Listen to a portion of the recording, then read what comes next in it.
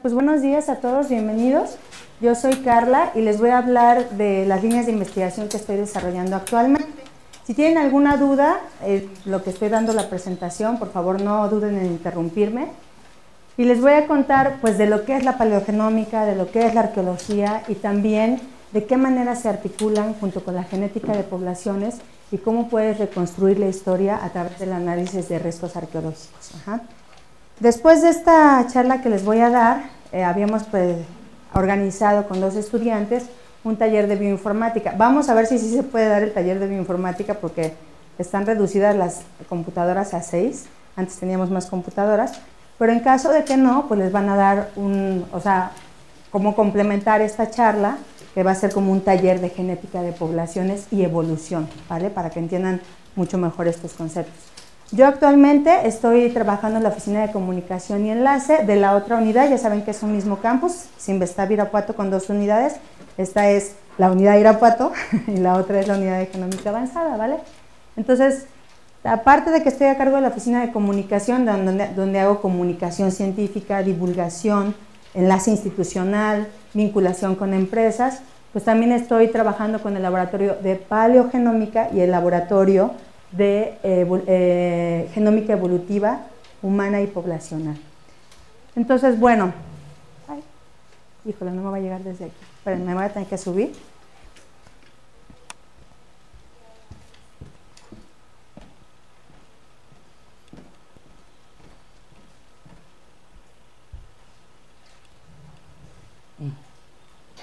Uy, Toño, no me está funcionando. Cambiado. Perdón. Bueno, ¿allá? No, si no lo veiste.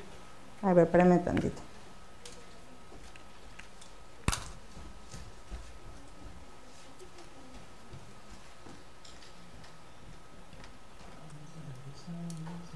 ¿Le quito eso? Vale. Le quito la pila para que no se desincronicen.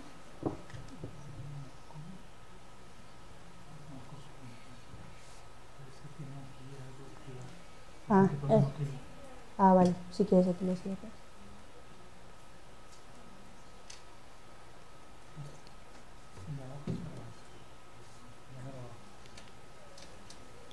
¿Dónde quiere?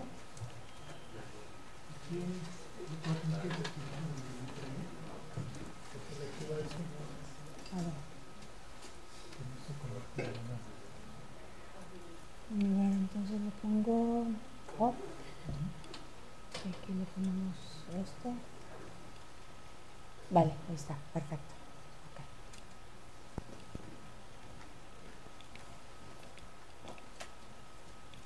Okay. Ahí está. Bueno, cuando escuchan ustedes arqueología, ¿en qué piensan? ¿Qué les parece cuando suenan arqueología? ¿Fósiles qué más?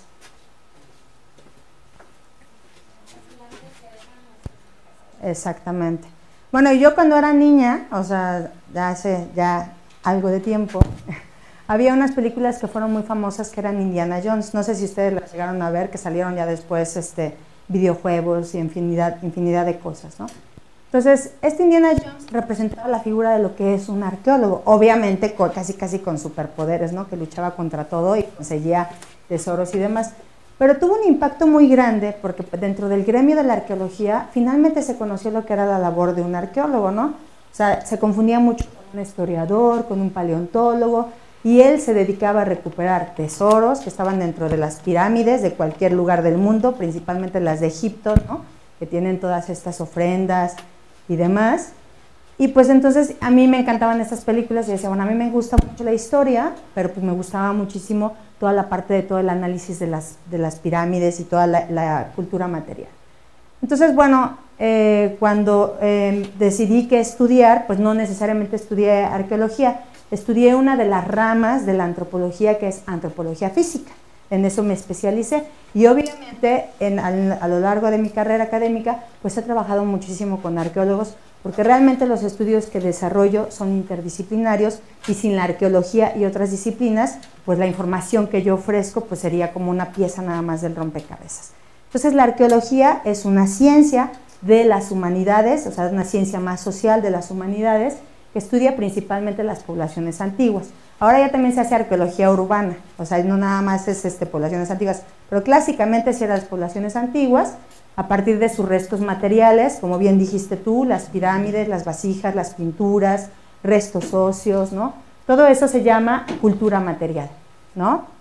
Y es todo básicamente lo que ha modificado el hombre.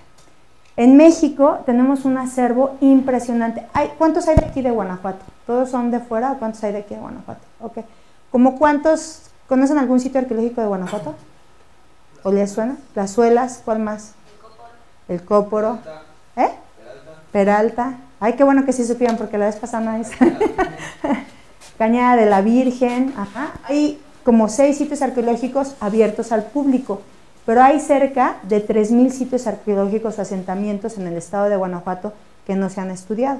Yo tengo apenas, bueno, no apenas, este año voy a cumplir ya 5 años que estoy trabajando aquí en el estado de Guanajuato y la verdad me impresionó muchísimo el dato porque como yo soy del DF, estudié allí antropología y siempre nos decían que Guanajuato había sido como un estado de cazadores y recolectores, como que pasaron por aquí, vámonos y se siguieron hasta el norte. Pero después de ver estos grandes asentamientos, ¿no? Pues obviamente sí hubo una cultura que se asentó aquí. Entonces, la segunda parte de la plática les voy a contar este proyecto que estoy trabajando precisamente, uno de los sitios más grandes de Guanajuato, que es Cañada de la Virgen, que está muy cerca de San Miguel de Allende y es un sitio sumamente explotado científicamente porque está muy bien detallado y la única parte que faltaba era precisamente definir la genética y la estructura de la población que habitó Cañada de la Virgen. Entonces regresemos otra vez a lo que es la arqueología, obviamente a través del análisis de los objetos, de los restos que dejaron estas poblaciones, se generan pues ciertas conclusiones, ¿no? O ciertas hipótesis de cómo fue su forma de organizarse, la estructura social que tenían, la forma de vida, su composición y ahora actualmente se puede hablar tal cual de la variabilidad genética de estas poblaciones. ¿Quién hace el trabajo? Pues los arqueólogos y los arqueólogos. Yo me voy a enfocar solamente en México, no voy a hablar de otras culturas, solamente en México, y han desarrollado una gran tradición. Antiguamente solamente existía una Escuela Nacional de Antropología e Historia que estaba ubicada dentro del Museo de Antropología, que es uno de los museos más grandes y más ricos a nivel de pues, América, ¿no? O sea, es impresionante, si algún día tienen la oportunidad de ir, se los recomiendo muchísimo, o sea, el acervo que tienen es impresionante. Y estos 3 arqueólogos son muy importantes. Manuel Gamio fue tal cual el papá de la arqueología, él era historiador, pero aparte se apasionaba por todos estos hallazgos arqueológicos y él estuvo a cargo de muchas excavaciones de sitios muy importantes como Monte Albán en Oaxaca, en Puebla también excavó sitios muy importantes. Y también hay otra arqueóloga, bueno, Manuel Gamio ya falleció, otros 2 arqueólogos que sí son muy importantes actualmente siguen trabajando, que es la doctora Linda Manzanilla. Linda Manzanilla es una de las arqueólogas, pertenece a la Academia Nacional de Ciencias de Estados Unidos, es una arqueóloga sumamente destacada. Ella está a cargo sobre todo de Teotihuacán, que es uno de los sitios emblemáticos cerca al norte de la Ciudad de México, y pues ella es muy meticulosa cuando estás en una excavación. Tuve la oportunidad de estudiante de trabajar como ella, obviamente nos aterraba a todos, ¿no? Que nos fuera a dar clase, pero realmente la manera tan sistemática y tan objetiva como hacía las excavaciones ha hecho de ella un trabajo impresionante, ¿no? Entonces ella tiene varias teorías de cómo fue la primera que propuso que Teotihuacán había sido un centro no nada más con una sola cultura, sino que había sido un espacio multicultural, que se habían agrupado por barrios, ¿no? Estaba el barrio de los otomíes, el barrio de los tlaxcaltecas, el barrio de los mazahuas. Entonces realmente era como, por llamar, una ciudad cosmopolita, ¿no? O sea, como un Nueva York, pero teotihuacano, ¿no? Por decirlo de alguna manera, ¿no? Y Eduardo Matos Moctezuma, él sobre todo tiene mucha intervención con medios, ¿no? Él es muy buen divulgador, aparte de que es un buen científico, y él siempre ha estado a cargo del Museo del Templo Mayor, que está al lado de Catedral en Ciudad de México. El Templo Mayor es la única parte que se recuperó de la antigua Tenochtitlán, donde estaba asentado pues, todo el Valle de México, donde están todos, Palacio Nacional, Catedral, todo eso, debajo de todo eso, pues todo era pirámides, ¿no? Y asentamientos precolombinos. Entonces ellos 3 son realmente de los pilares fuertes de la arqueología. ¿Y cómo se hace un trabajo arqueológico? Primero, pues imagínense que ustedes viven, no sé, en cualquier población aquí de Guanajuato o de donde vengan, y entonces pasan y ven que hay como un montículo raro, pero no es como un cerro, sino como que lo ven extraño, o se encuentran figurillas y cosas así que dicen, pues hay algo por ahí, ¿no? Entonces, la mayoría de las veces, la misma población es la que reporta al INAH, al Instituto Nacional de Antropología e Historia, pues parece que aquí hay algo, ¿no? Mucha gente lo reporta y mucha gente no lo reporta, porque como es patrimonio cultural, el INAH puede llegar y puede expropiar totalmente el terreno, si verdaderamente vale la pena, si es un asentamiento muy grande, ¿no? Entonces, es una prospección arqueológica, que es la exploración de un terreno en busca de vestigios o materiales, porque pues pueden ser nada mejor ollas de barro que pues alguien fue a tirar, pero realmente no son arqueológicas. Entonces, con una prospección se determina que verdaderamente es un sitio arqueológico. Después de esa prospección, pues se abre un yacimiento arqueológico, que es tal cual donde realmente se diagnostica y se dice, bueno, si es un asentamiento, se delimita el perímetro, ¿no? O sea, para decir, no, pues vamos a estudiar, qué sé yo, pues todo alrededor del Sinvestá, porque ya vimos que sí hay unos asentamientos muy importantes. Si hay dinero, sobre todo, pues se mandan a fechar los artefactos, ¿no? O sea, para ver la antigüedad y más o menos ponerlo en la temporalidad cultural de México donde correspondería. Y pues bueno, se suele encontrar todo esto bajo tierra, ¿no? O sea, todo se hace a través de excavaciones y bueno, pues ya de ahí se empiezan a hacer, pues se empiezan a intervenir no solamente arqueólogos, hay edafólogos, biólogos que son especialistas en suelos, ¿no? Hay antropólogos físicos, ¿no? Que nosotros nos llaman los hueseros porque somos los que vamos y recuperamos, no porque demos masajes ni sobamos huesos ni nada, sino porque vamos y sacamos todos los restos óseos, ¿no? Y pues diagnosticamos, hacemos el primer diagnóstico de esos restos y después ya de eso viene tal cual una excavación arqueológica, que ahorita les pongo una caricatura de cómo es una excavación arqueológica. Ojalá y así fueran, pero no, o sea, en México siempre tienes que improvisar muchísimo y tal cual es la remoción, o sea, remover el terreno, el suelo, explorar un terreno para buscar los vestigios y buscar pruebas históricas, ¿no? Haces cortes tal cual, ¿no? O sea, en la tierra, trabajas con muchos geólogos también, con paleontólogos, para ver realmente cómo está esa excavación. Y todo lo que se va sacando de esa excavación arqueológica, pues se manda a los trabajos, a los laboratorios. Y uno de esos laboratorios lo tenemos aquí en Sinvestá, Irapuato, que está en la otra unidad, y es el laboratorio de ADN antiguo. Y es donde trabajo la mayor parte del tiempo, y ahorita les cuento lo que hacemos. En ese laboratorio se mandan los restos, el material, ¿no? De la excavación, se transportan obviamente pues en las camionetas generalmente del INAH. Eso es muy importante. Aquí en México solamente los arqueólogos certificados por el INAH pueden excavar. O sea, yo por ejemplo como antropóloga, aunque diga, oye, ¿sabes qué? No sé, encontré el resto más antiguo de México que tiene 25,000 años, que eso no ha pasado, ¿no? Pero imagínense, sería así como el primer paleoamericano que entró, o sea, la primera persona, el primer Homo sapiens que cruzó el estrecho de Bering y llegó, me pueden decir, sí, tú no lo puedes excavar. Necesariamente tengo que excavar con un arqueólogo porque él es el que tiene la cédula y el permiso por parte del INAH para que pueda excavar. Entonces, aunque sea un así descubrimiento fascinante, por eso siempre hay que ser amigos de los arqueólogos y de las arqueólogas para que nos permitan excavar. Entonces, bueno, se obtienen las primeras conclusiones preliminares y pues se empiezan a hacer las primeras hipótesis. Esto es una excavación, ¿no? Se hacen retículas, dependiendo de lo que estás buscando, pues las abres tal cual, o sea, los metros, montas las retículas, vas avanzando por profundidad. Y, por ejemplo, en Ciudad de México se formó más o menos por los años 50, o sea, cuando empezaron a construir el metro, una sección de arqueología que se llama salvamento arqueológico. ¿Y por qué le suena salvamento? O sea, bueno, ustedes son muy jovencitos, pero por esa edad más o menos empezó a construir el metro de la Ciudad de México. Entonces empezaron a entrar las constructoras a remoler todo el suelo y pues empezó a salir así cantidad de cosas, de artefactos, ¿no? De vasijas, de restos, y todo era arqueológico. Entonces se tomó una decisión de decir, híjole, ¿qué hacemos? O sea, lo volvemos a tapar como estaba, pero es patrimonio histórico. Entonces crearon el salvamento arqueológico, en donde muchos arqueólogos, yo no participé en eso, pero muchos de los que fueron mis profesores, pues decían que les decían, tienen 24 horas para levantar, ¿no? Y si no, pues entran las máquinas y se lo llevan. De ahí salieron, por ejemplo, los famosos Caballero Águila, y son los caballeros aztecas, que es el águila y el murciélago, y son unas piezas preciosas, ¿no? Que están en el Museo de Antropología, no, están en el Museo de Antropología Mayor, y ellos, por ejemplo, han sido súper informativos porque en las garras tenían pintura y era si era sangre humana o si verdaderamente era pintura, ¿no? Se hizo un estudio para determinar con técnicas obviamente moleculares y pues era una mezcla como de sangre con pintura, ¿no? Con pintura vegetal. Entonces esas piezas, pues imagínense que las hubiéramos perdido, hubiera sido otra vez volver a perder ese patrimonio histórico. Entonces pues trabajaban jornadas de 24 por 24, 48 horas y entraban y sacaban todo absolutamente y lo mandaban a salvamento arqueológico.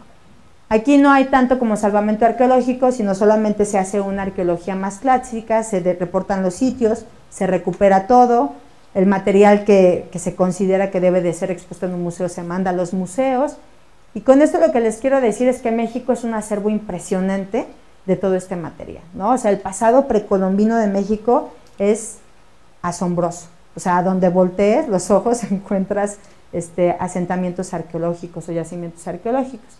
En este tipo de excavaciones, que está muy ordenada y muy bonita, ¿no? Y tienes, por ejemplo, una lona donde te puedes cubrir, que generalmente nunca nos ponen eso y por eso empezamos a excavar antes de que salga el sol y paramos más o menos hacia mediodía y volvemos a tomar la excavación ya cuando ya el sol no está tan fuerte.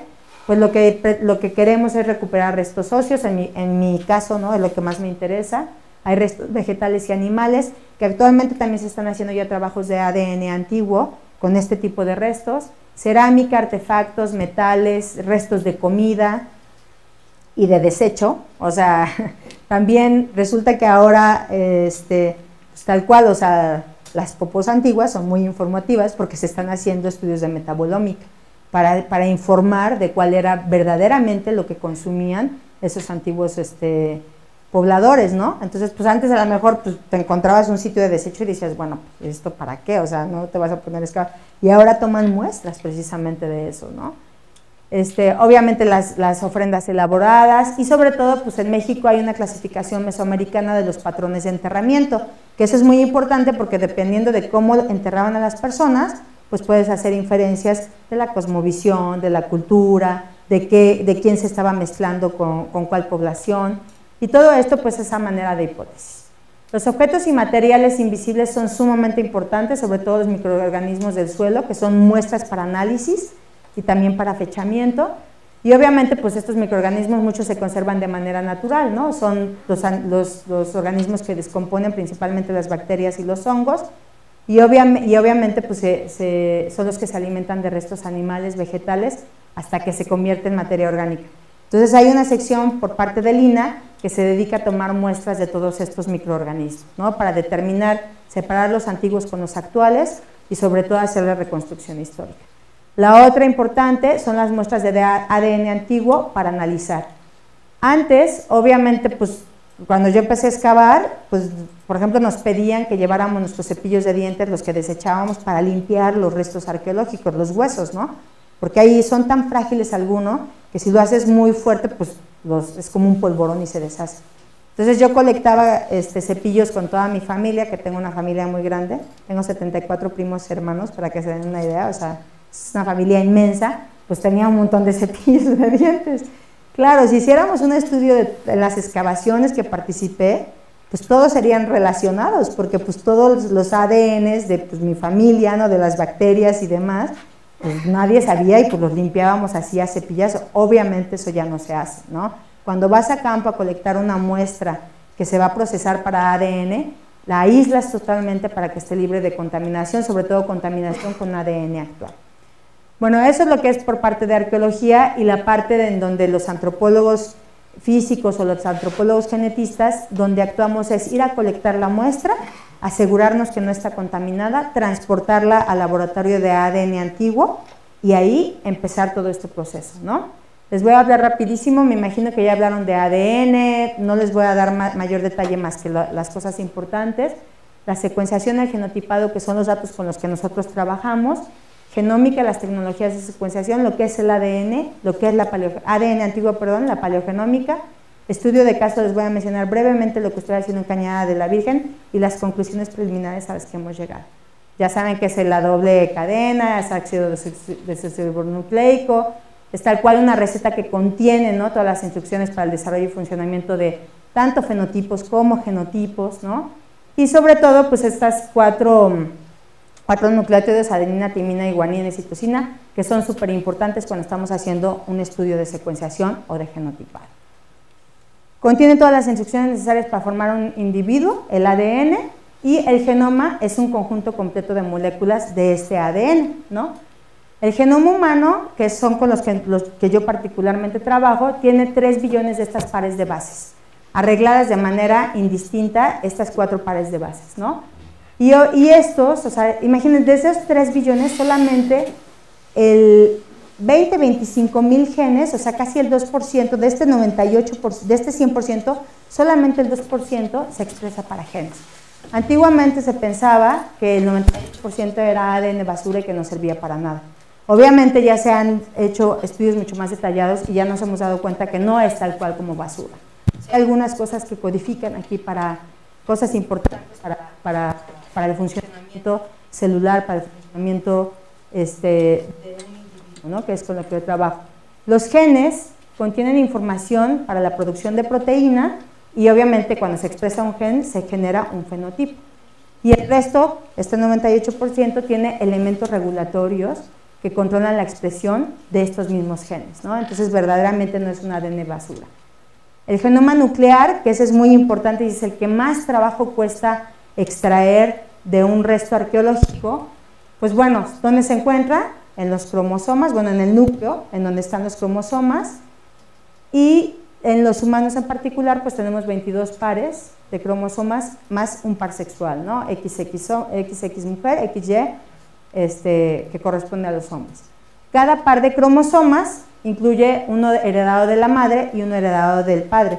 Esto es muy importante porque ahorita les voy a explicar con los marcadores que nosotros trabajamos, que son los marcadores uniparentales, cómo puedes trazar la historia a través de un individuo tanto arqueológico como actual, y por este proceso de recombinación, pues puedes hacer una inferencia o un linaje materno y un linaje paterno. En adición a este genoma nuclear que tenemos este genoma que también es un genoma mitocondrial. Y este es solo transmitido de madres a hijos. Entonces aquí les estoy poniendo la diferencia entre un ADN nuclear, y un ADN mitocondrial. Entonces, muchas veces cuando nosotros podemos extraer cierta cantidad de ADN endógeno de la muestra arqueológica que nosotros estamos analizando, pues si extraes ADN nuclear, puedes hacer la reconstrucción tanto por línea materna como por línea paterna. Pero si solamente podemos amplificar para ADN mitocondrial, que la mayoría de las veces es a lo más que podemos llegar, pues obviamente solamente puedes hacer una reconstrucción por línea materna. O bien, si haces marcadores en cromosoma Y, lo puedes hacer por línea paterna. Pero ustedes, ¿cuál de las dos información creen que sea más informativa? ¿Cuál se imaginan que sea? O sea, por ejemplo, esto, encontramos el primer humano que tiene 25,000 años de México. ¿A qué le apostarían? ¿A ser mitocondrial o cromosoma Y o nuclear? ¿Por qué? ¿Quién dijo mitocondrial? Eso sí podría ser, o sea, como un primer, ¿cómo se llama? Como una primera aproximación estaría bien, pero también sería súper interesante tener el ADN nuclear, ¿no? O sea, porque ya podrías tener no solamente de el 50% de información, por llamarlo de alguna manera, sino podrías tener realmente la reconstrucción de ambos progenitores, ¿no? Entonces, eso es a lo que nosotros aspiramos en cada estudio que hacemos a nivel de ADN antiguo. La secuenciación, que eso lo han escuchado también muchísimo, ¿en qué consiste? Realmente es muy sencillo, ¿no? Es determinar el orden exacto de estas pares de bases, en este caso que yo trabajo solo con 4 porque solamente trabajo con humano, de un segmento de ADN o de todo el genoma. Entonces aquí pues les puse un segmento súper pequeñito, entonces saber que después de una G va una T, va una A, va una C y demás, eso es secuenciación. Que sepas cada posición, lo que hay. El genoma mitocondrial tiene 16,000 pares de bases, el humano les dije que tenía 3 billones. Entonces imagínense, secuenciar una mitocondria humana pues es mucho más sencillo, ¿no? Porque son 16,000 pares de bases. De un humano son 3 billones de pares de bases. Entonces el método de ir uno por uno, a eso se llaman métodos de secuenciación. Antes se llaman métodos de secuenciación masiva, ahora solamente son los métodos de secuenciación. Y pues es una manera de ir decodificando la historia, ¿no? O sea, de cómo ha sido este genoma o esta sección que estamos estudiando. La genotipificación, que así le llaman aquí en México, a mí me gusta más el término español que le llaman genotipado, ¿no? Más cortito. Pues trabajamos aquí solamente con estos chips, que son chips que ya vienen previamente diseñados por compañías. Como cualquier elemento tecnológico, pues tienes de todos los sabores, colores y demás, ¿no? ¿Qué es lo que pasaba con estos chips? Que la mayoría de estos chips, o sea, aquí trabajamos con SNPs, que son ciertas variantes determinantes, la misma variante está marcada para cualquier individuo. O sea, en una región del genoma, por ejemplo aquí, tenemos estos 3 SNPs. Ajá. Entonces, estos cientos o millones de SNPs que nosotros podemos estudiar, pues obviamente pues es más económico que hacer una secuenciación de un genoma, ¿no? O sea, que puede ser muy caro. Puedes escalar a cientos de individuos o a miles de individuos. Se usa mucho, por ejemplo, cuando hacen estudios de asociación, en donde tienen una enfermedad, tienen un grupo control y pues quieren ver la asociación, cuáles son los genes que se están expresando para que se produzca esa enfermedad. Entonces, nosotros no trabajamos tanto con esta metodología, pero es muy importante también esta metodología. Y estos chips que estaban diseñados, pues, ¿quiénes creen que los diseñaron? O sea, ¿los científicos mexicanos o no? ¿Dónde se realiza la principal ciencia? Pensando en América, en Estados Unidos, ¿no? Entonces, estas variantes eran exclusivas solamente para población, la llamada caucásica o de ancestría europea. Entonces, cuando los usábamos para la población mexicana, ¿nos servía? ¿Creen que sí? Pues no nos servía, o sea, porque los mexicanos somos producto de 3 ancestrías, ¿cierto? O sea, la ancestría indígena, la ancestría europea, ¿y cuál es la otra tercera ancestría? ¿Perdón? La africana, ajá. O sea, los mestizos, que todos nosotros, la mayoría somos mestizos, tenemos esas 3 ancestrías, la mayoría, dependiendo de nuestro origen, ¿no? Que eso también lo van a ver un poco con esta Daniela y con este Andrés, de cómo se hace un estudio de ancestría. Entonces, bueno, obviamente esto es parte de lo que se llama la revolución genómica, en donde lo que costaba hacer un genoma en el 2001 era carísimo, o sea, podía llegar a $100,000, ¿no? Exageradamente caro, y obviamente ha ido a la baja, porque las técnicas se han refinado, los instrumentos se han refinado, y ya cada vez más hay científicos o compañías que acuden a estas tecnologías, y eso hace que el precio vaya a la baja, ¿no? Se había pensado que para el 2020 podías secuenciar un genoma por $1,000, pero no sé si realmente eso va a ocurrir, ¿no? A lo mejor no de humano, pero a lo mejor de otra especie puede ser que sí ocurra. Nosotros trabajamos con estas plataformas que se llaman secuenciadores, y es un menú como cualquier computadora, puedes escoger el tamaño, el color, lo único que varía es la precisión y la velocidad, ¿no? Entonces, la profundidad que nosotros le llamamos. Entonces, por ejemplo, el HiSeq es uno de los que tienen mayor capacidad, o sea, tiene mayor velocidad y mayor profundidad. La profundidad, cuando llamas una profundidad de secuenciación, eso quiere decir cuántas veces pasa, o sea, por el lector óptico. Es muy sencilla la secuenciación, o sea, solamente lo que haces es teñir con fluorescencia, en este caso 4 nucleótidos. Y cada uno tiene su, no sé, adenina rojo, guanina azul, citosina negro y timina verde, ¿no? Entonces pasan por un lector óptico y lo que arrojan es una fluorescencia. Eso es lo que hacen los secuenciadores, y esa fluorescencia se pone en ciertas celdillas y después te arrojan un archivo de color que bioinformáticamente después ya lo puedes leer. O sea, si te mandan ese archivo de color, pues no tiene ningún sentido. Solamente ves, pues, tal cual, un archivo lleno de puras lucecitas, y cada lucecita es la vez que pasó esa base nitrogenada por el lector óptico. Entonces, estos secuenciadores, hay unos hasta chiquitos, como el Minion, ¿no? Obviamente, al ser tan pequeño, pues no te va a poder leer un genoma humano, ¿no? Ni tampoco te va a decir, bueno, esta base pasó 30 veces, entonces eso quiere decir que 30 veces pasó por ese mismo lector. Por ejemplo, si pasa 2 veces, si es un genoma antiguo y nada más lo hago a una profundidad, o sea, que una vez pase una base nitrogenada, ¿creen que sea seguro o que no sea seguro? Pues no, o sea, porque obviamente si tengo la misma base, o lo tengo 2 veces que lo leyó, ¿no? pero en la primera lectura me salió A en una posición, y en la segunda lectura me salió T en la segunda posición. ¿Cuál te crees? Pues no sabes, ¿no? Porque te dices, híjole, pero si secuenciaste 10 veces y 6 veces o 8 veces te salió A y 2 veces te salió T, ¿cuál crees? La de 8. Entonces, cuando haces secuenciación por primera vez de este tipo de restos, pues obviamente lo haces la mayor profundidad que puedas, ¿no? Este impacto de tecnologías de secuenciación obviamente fue así brutal, ¿no? Empezaron a salir catálogos de genomas, o sea, del panda, de la fresa, se refinaron muchísimas filogenias que se tenían un poquito, pues no tan detalladas, ¿no? Y obviamente pues también para estudios de farmacología se explotaron muchísimo y hasta la fecha siguen haciéndose, ¿no? Se hizo también para medicina personalizada, o medicina, se aplicó muchísimo para determinar si había males congénitos, ¿no? O sea, en Estados Unidos salió el famoso Harmony Test y era impresionante. Lo que antes se hacía de hacer la amniocentesis, que muchas de las mujeres embarazadas le tenían horror, porque sí llegó a reportarse casos, cuando una mujer está embarazada se tomaba una muestra de la placenta y se analizaba, o incluso se pellizcaba también un poquito el feto para sacar muestra de ADN del feto y diagnosticar a ver si tenía alguna enfermedad congénita y ver si se podía corregir, o ver si simplemente pues, no se iba a corregir, ¿no? Era un diagnóstico prenatal. En este Harmony Test, lo impresionante era que te sacaban sangre directamente a la madre, ya no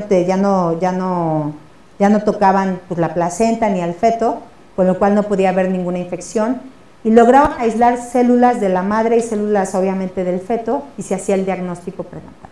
Entonces eso fue un boom que pues echó un poco abajo la amniocentesis, ¿no? Que sí hubo casos de que incluso después de algunos fetos, bueno, algunos bebés ya que estaban desarrollados, pues morían porque realmente entraba una infección, una bacteria o algo, y pues ya, eran casos muy aislados, pero podía pasar.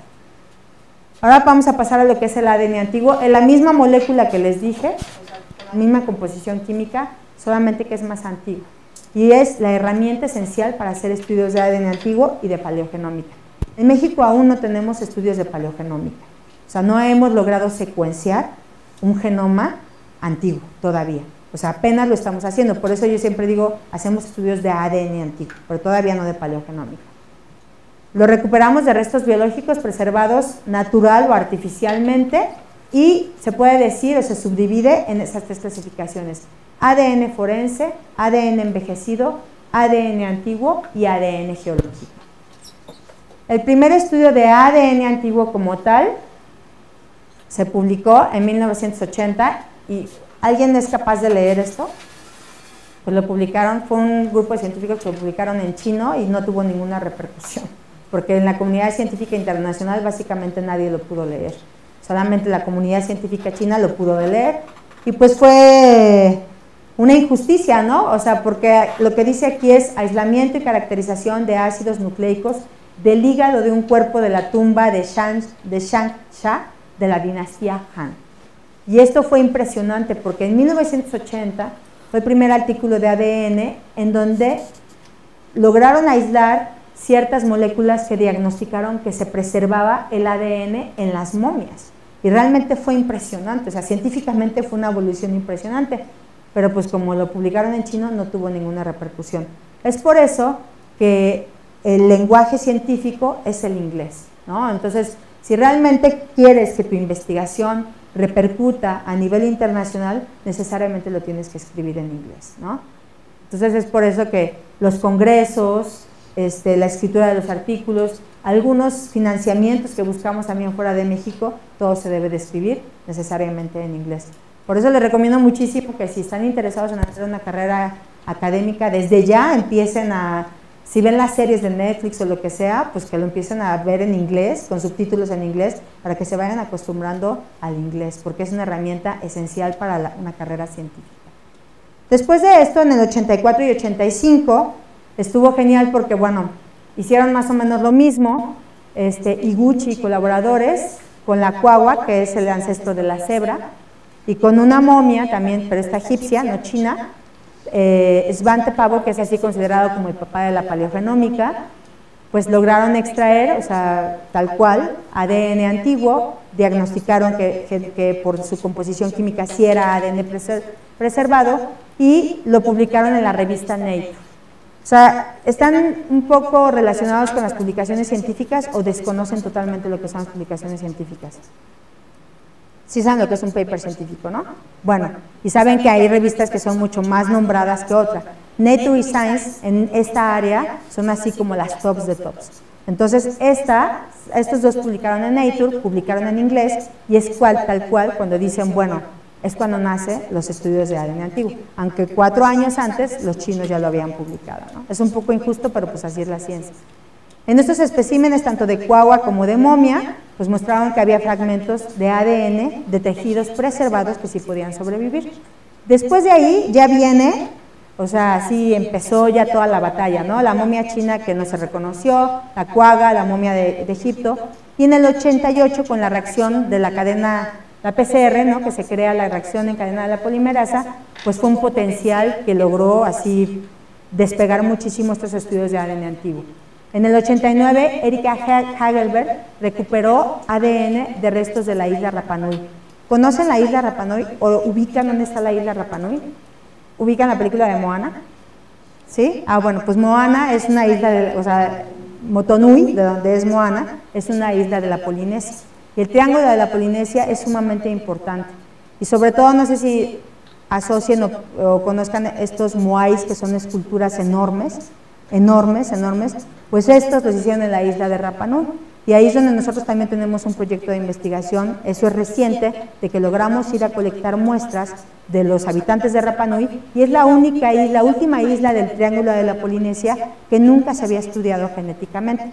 La última vez que se estudió esta isla fue en el 89 con Erika, y fueron restos arqueológicos. Y de ahí hasta nosotros fuimos en el 2013, extrajimos muestras y va a salir una publicación de cómo fue el poblamiento a esa isla y cómo se movieron para poblar las diferentes islas, y sobre todo lo controvertido es si verdaderamente venían del continente americano, que hay una película que se llama Kon-Tiki donde dicen que venían de Chile, del continente americano, o si realmente venían de las islas de la Polinesia. Pero bueno, no les puedo contar más, ya cuando salga el artículo de divulgación con muchísimo gusto se los comparto.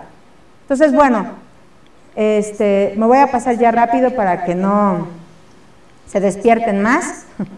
En el 97, esto es importante, se secuenció por primera vez el ADN mitocondrial de un neandertal, que lo hizo el grupo de Kriegs. Eric Green también en el 2008 sacó la primera secuencia completa de neandertal. Esto ya fue a nivel de ADN nuclear, y la antigüedad era de 38.000 años. O sea, imagínense, ¿no? Entonces realmente ha ido avanzando, y en el 2006 pues ya empieza pues, sobre todo los estudios de metagenómica, ¿no? O sea, de extraer una muestra y extraer cualquier tipo de ADN, hacer secuenciación de nuevo y ver de qué tipo de organismo estamos hablando. Entonces, bueno, han ido creciendo.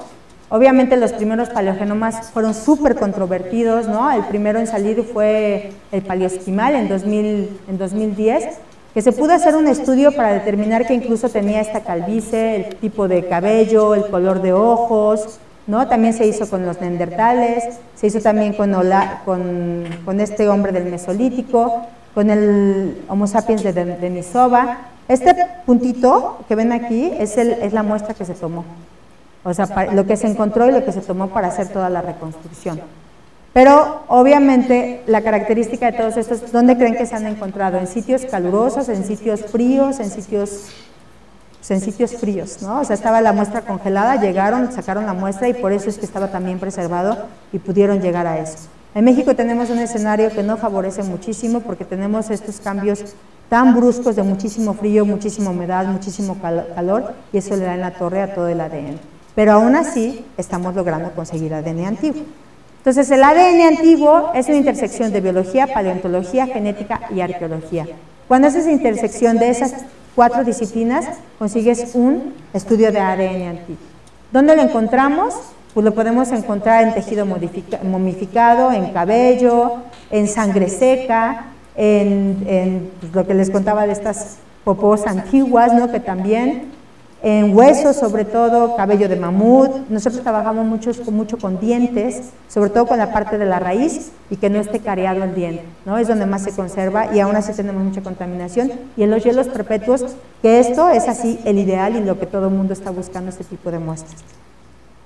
Es una ventana directa al pasado, o sea, desde muestras arqueológicas que pertenecieron a personas antiguas, pues podemos hacer una reconstrucción de este pasado. Esto es ficción, se los pongo siempre, ¿no? O sea, Jurassic Park, que también a mí me gustaba mucho esa película, no es posible, no porque el mosquito esté conservado en ámbar, eso obviamente sí es posible que se conserven en ámbar, pero el límite actual para extraer ADN, sea en los hielos perpetuos, se ha hecho que más o menos podría ser de 700,000 años, no más allá. Y de muestras no congeladas, de 500,000 años más o menos. Ajá.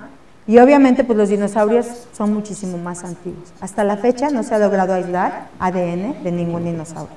Entonces, si no se ha logrado aislar el ADN de este mosquito que picó al dinosaurio y de ahí salieron todas las combinaciones posibles para sacar todos los tipos de dinosaurios, pues no, o sea, eso es ciencia ficción con muchísima ciencia, ¿no? De fondo. Las limitaciones del ADN, aquí les hago una comparación ADN antiguo y ADN moderno. El ADN antiguo está sumamente fragmentado, o sea, te encuentras así pedacitos de 15 pares de bases y pues es como hacer una reconstrucción de rompecabezas. En el ADN moderno pues puedes tener secuencias, depende de cómo diseñes tus primers, es lo que va a cortar, ¿no? Tienes este daño que es bueno tenerlo, pero es muy malo.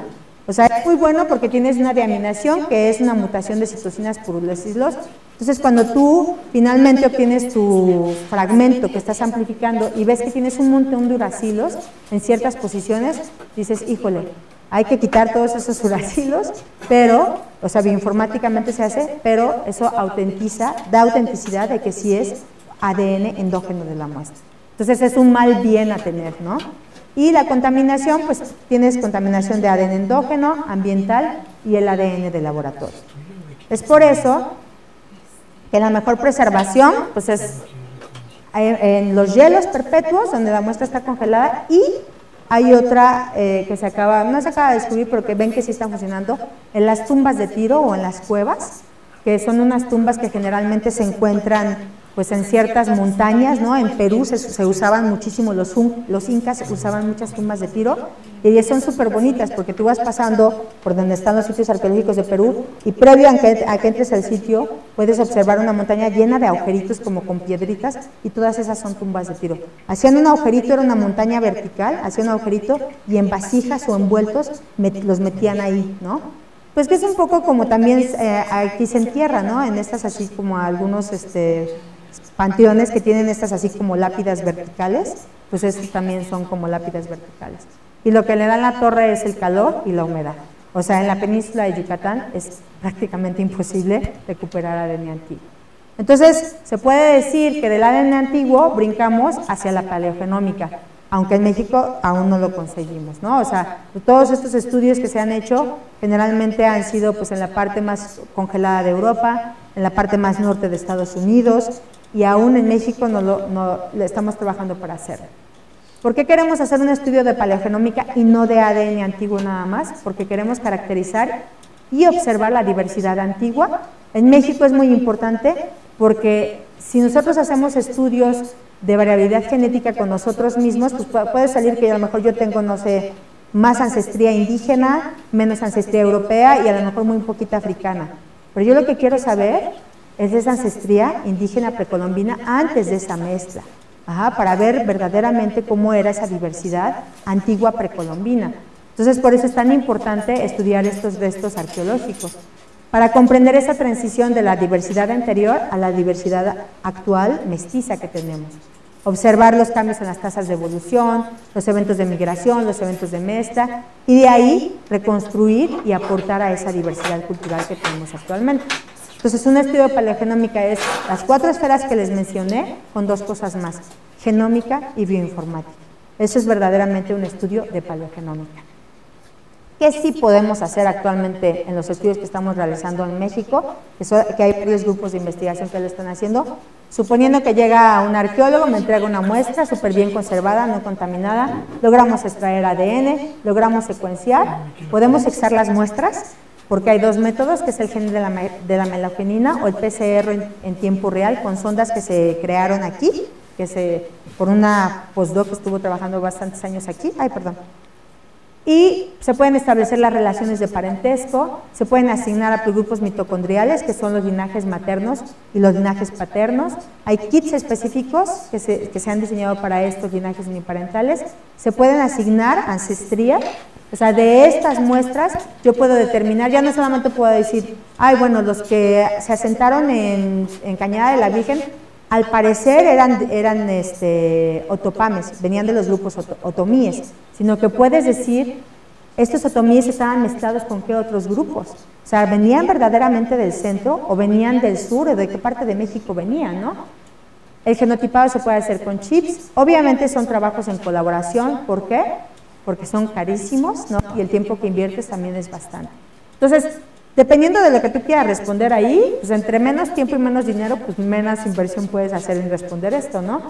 En características fenotípicas hay un chip que es el Phenocapture, en donde sí te puede dar el tipo de cabello, el color de ojos, calvicie, ¿no? O sea, sí pueden hacer inferencias fenotípicas. Pero imagínense, eso es alucinante, o sea, de una muestra de ADN antiguo puedes hacer hasta una reconstrucción fenotípica, ¿no? Las excavaciones, o sea, ya totalmente se toman todas las precauciones. Esta es una excavación en donde el doctor Rafa Montiel, que está a cargo del grupo de ADN antiguo de la sección de paleogenómica, pues ha tenido varias colaboraciones. Aquí están colectando muestras de teocintle antiguo y de maíz antiguo. Entonces, obviamente se van, en cuanto abren la excavación, los llaman, se van, recuperan muestras de tierra, recuperan las muestras del maíz y todo es totalmente aislado. Esto es Cañada de la Virgen, las muestras se tomaron hace 2 años, hace 3 años, en el 2016, y este es un sitio que ya estaba levantado, clasificado y todo. Entonces, aún así, tomamos la prevención. Esta es la arqueóloga con la que trabajo, que es Gaby Cepeda, que es arqueóloga de aquí de Guanajuato. Bueno, se trabaja aquí en sitios arqueológicos de Guanajuato, y pues tomamos muestras de las clasificaciones que ya tenía, ¿no? Que son 19 entierros los que se han recuperado. Acudí con 2 estudiantes, un estudiante que estaba de intercambio de Chile, un estudiante que estuvo aquí de maestría, Pavel Salazar, y como era el 1 de noviembre, pues ya después, ya cuando veníamos de regreso, pues nos dimos cuenta de que pues es Día de Muertos, ¿no? O sea, que tocó, o sea, nos dijeron, vengan ya por las muestras, porque obviamente pasó por el Consejo de Arqueología, nos dieron el permiso, o sea, lo hicimos por la vía larga, pero que es la vía correcta, ¿no? O sea, que queremos que quede asentado en esta publicación, que cuando trabajas con sitios arqueológicos mexicanos y con restos arqueológicos mexicanos, debes de tener la aprobación del Consejo Nacional de Arqueología para que puedas tomar una muestra, que el estudio se haga aquí y que los resultados pues, se pueden compartir con comunidad internacional. Pero es la línea que estamos marcando. Entonces, tomamos muestras, las 19 muestras de todos los entierros, y cuando Pavel y Pato llegaron a su casa, pues le montaron un altar a las muestras del Día de Muertos, ¿no? O sea, un poco con el fetiche o con la creencia de que, bueno, si les montamos este altar, seguro va a salir ADN, y no estaban tan equivocados. Este es el laboratorio de ADN antiguo, el que les conté, que está en la otra unidad. Es una estructura también bastante bien detallada. Esta es la puerta de acceso, aquí. Y aquí desde que entras te tienes que cambiar, te tienes que poner el overol, te tienes que proteger, obviamente no tienes que exponer cabello.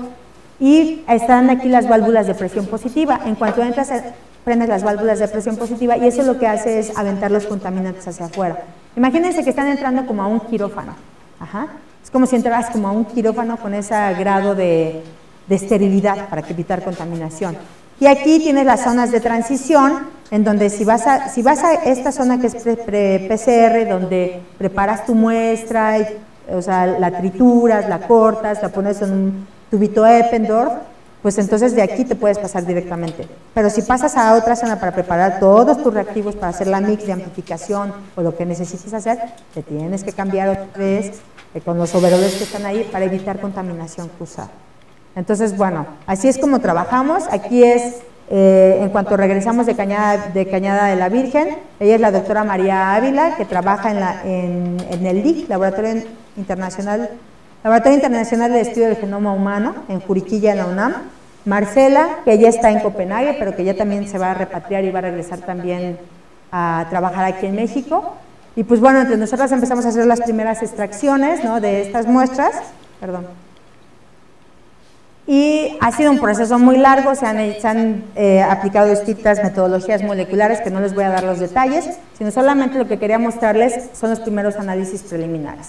Este es un análisis de componentes principales, en donde determinado tomas, lo que logramos amplificar, lo que logramos obtener fue de las 19 muestras, solamente obtuvimos resultado de 6 muestras. O sea que tuvimos ADN endógeno de 6 muestras, por abajo del 1%. Cuando nos acercamos a un 1%, brincamos de felicidad, porque hay un método, hay varios métodos que te permiten enriquecer ese 1% y lo puedes llevar hasta cerca de un 20% si te va bien. Pero bueno, ese método de enriquecimiento es también otra técnica molecular, hay distintas formas, hay sondas, hay bytes, o sea, perlitas, para que puedas amplificar esa zona que ya amplificaste. Entonces aquí trabajamos con cerca ay, no me acuerdo cuántos SNPs, perdón, se me fue. O sea, son poquitos SNPs, o sea, no llegan ni a, creo que son, ¿cuántos eran? 600, no. Híjole, se me fue el dato ahorita. Pero bueno, o sea, estas 4 muestras, ¿no? O sea, que son de Cañada de la Virgen, que es el entierro 3, entierro 4, entierro 8 y entierro 13. O sea, pues tuvo la misma cantidad de estos SNPs para que pudiéramos compararlos con poblaciones actuales. Poblaciones actuales indígenas. ¿A alguno se le ocurre por qué necesito comparar estas con poblaciones actuales indígenas? O sea, por ejemplo, imagínense, ya tengo los SNPs, los pongo en un plot y pues, se me agrupan estos 3 en algún lugar. ¿Qué información es esa? Pues nada, ¿no? O sea, porque tengo solamente datos genómicos en un plot que dicen, pues, no sé, en vez de estar acá las estrellitas, pues me las pone acá, y yo digo, bueno, ¿y eso qué me dice? Tengo poblaciones indígenas del norte de México, del centro-oeste de México, del centro-oeste de México, del sur, del suroeste. Tengo la mayoría de las poblaciones indígenas de México. Entonces, si estos 4 se me agrupan, por ejemplo, con el centro de México, entonces digo, ¿cuáles poblaciones son? ¿No? O sea, tengo purépechas, tengo nahuas, ¿y de qué parte de México son? Entonces eso ya tiene un significado, porque me quiere decir que la ancestría de estos 4 individuos sí viene del centro de México, del Valle de México. Y una de las teorías arqueológicas es de que precisamente venían del Valle de México, del centro de México, y empezaron a subir hacia el norte, haciendo distintos asentamientos, y uno de los asentamientos fue Cañada de la Virgen. Entonces ya no solamente es decir, ay, la vasija o la pintura, que también es muy informativa, se relaciona con lo que se encontró en Puebla, o con lo que se encontró en Teotihuacán, por decirlo de alguna manera. No, aquí ya es, los datos genéticos se relacionan con las poblaciones indígenas de ese lugar. Entonces quiere decir que verdaderamente estos individuos sí venían del centro de México. Eso es maravilloso, o sea, porque ya tienes una evidencia científica directa en donde te dice el origen de estos individuos. Lo apasionante de Cañada de la Virgen, que no les puse fotos, es de que hay 2 entierros, la Niña Guerrero y el Jerarca, que son más antiguos al asentamiento de Cañada de la Virgen. Son cerca de 1100 años más antiguos. Eso quiere decir que cuando llegaron y se asentaron en Cañada de la Virgen, traían esos bultos mortuorios con ellos. Y la forma en que los ataron y los amarraron y los transportaron y después los enterraron, solamente está reportado en un códice de Oaxaca. Entonces hay la posibilidad de que estos 2 individuos venían desde Oaxaca. Entonces también de ahí, cuando les presenté los primeros resultados, nada más les puse este PCA, no les puse todos, solamente para mostrarle el impacto que tiene esta información. Entonces hay la posibilidad, o sea, arqueológica, de que estos 2 individuos procedían de Oaxaca. Entonces, una de las teorías arqueológicas es de que venían migrando desde el sur, pasaron por el centro y de ahí llegaron ya un poco más hacia el norte, bueno, al estado de Guanajuato, ¿no? Entonces, solamente hemos podido recuperar ADN del Jerarca, de la Niña Guerrero, no hemos podido recuperar ADN todavía, y también está si tienen algún parentesco. La Niña Guerrero se dice que es niña por la morfología y por los estudios de antropología física que hicieron, pero no hemos logrado recuperar ADN ni siquiera para asignar sexo. ¿no? Para saber si verdaderamente era mujer o era, bueno, niña o niño, ¿no? Entonces eso también es una de las incógnitas, si estaban relacionados y también qué relación había entre todos esos 19 que se conservaron de alguna manera. América es de los sitios en donde más se encuentran muchísimos sitios arqueológicos. Los más interesantes son los paleoamericanos, que son los primeros que entraron a América por el estrecho de Bering cuando se fundó este puente glacial enorme, y algunos ya han sido estudiados, ¿no? Naya se estudió, una adolescente que se diagnosticó, se encontró en un cenote, en Hoyo Negro, en la península de Yucatán, y de ella solamente se ha podido extraer ADN mitocondrial, con lo cual se determinó que pues, sí es paleoamericana, porque sí pertenece a la clasificación paleoamericana de ADN mitocondrial. Y en México los más antiguos tenemos la mujer del Peñón, que tiene 13,000 años de antigüedad, el hombre de Tlapacoya, y pues yo estoy en busca de las hermanas de Naya, ¿no? O sea, todo el mundo se peleaba por estudiar a Naya, pero en ese mismo circuito de cenotes se encontraban más restos, que también al parecer son mujeres, y pues digo, pues si estas no están tan manoseadas ni tan tocadas, están menos contaminadas. Entonces actualmente hay una charla con los arqueólogos que estuvieron a cargo, que es de arqueología subacuática de Yucatán, para ver si podemos tener acceso a las hermanas de Naya, ¿no? Entonces, y ver realmente. O sea, lo que es importantísimo es el registro geológico, arqueológico. A mí me interesa y lo que me apasiona y lo que muero por hacer es un proyecto en donde tenga la diversidad precolombina, la diversidad de contacto de la colonia y la diversidad actual, ¿no? O sea, para realmente ver, establecer tasas de evolución, establecer también, ¿cómo se llama?, comparaciones de la diversidad. Y pues México es un acceso impresionante a este tipo de estudios, ¿no? Porque verdaderamente tienes los 3 eventos históricos cruciales de nuestro país. Actualmente pues estamos en la obtención y validación ya la pasamos, ¿no? Ya obtuvimos cerca de un 1%, ya hicimos el enriquecimiento, se sigue haciendo análisis bioinformático y pues la interpretación de resultados es preliminar. Lo que vamos a hacer posteriormente a esto, que obviamente no es que yo lo haga sola, se hace con grupos de investigación y colaboración. Cuando llegué empecé a trabajar con el laboratorio de ADN antiguo con el doctor Rafa Montiel. Este es el laboratorio cuando yo llegué y actualmente son puros chicos, ¿no? Entonces, también para que las chicas se animen a hacer este tipo de estudios estaría genial. Y pues también con el grupo de genómica evolutiva y humana que está a cargo del doctor Andrés Moreno. Y pues aquí, en esta ocasión, me van a apoyar 2 miembros de este grupo, que es Dani y también Andrés Kaufman, para darle continuidad a esto que les estoy contando, ¿no? O sea, que entiendan más sobre genética de poblaciones, evolución, y si hay posibilidad de hacer un taller de todos estos datos, o sea, cómo se llega a este PCA a través de un análisis bioinformático. Entonces, bueno, estos son los datos, las redes de la UGA Langerio, que es donde yo trabajo, con aquí al lado. Y cualquier duda, lo que tengan, aquí somos muy activos, tanto en la red de Facebook como también de Twitter, ¿no? Donde publicitamos todo tipo de eventos. ¿Sale?